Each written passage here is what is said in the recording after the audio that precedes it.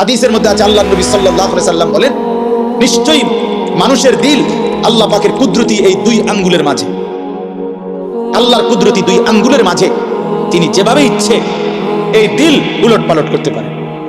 এই জন্য আমাদের নবী সাল্লাল্লাহু আলাইহি সাল্লাম ভাইয়া, নবীজি 5 ওয়াক্ত নামাজের পরে একটা দোয়া করতেন, অনেকগুলো দোয়ার মধ্যে এটাও একটা দোয়া নবীজি নিয়মিত করতেন, ইয়া মুকাল্লিবাল কুলুব সাব্বিত কলবি আলা দীন। হে অন্তর সমূহের উলট পালটকারী, আপনি আমার দিলটা আপনার দ্বীনের উপরে মজবুত রাখেন।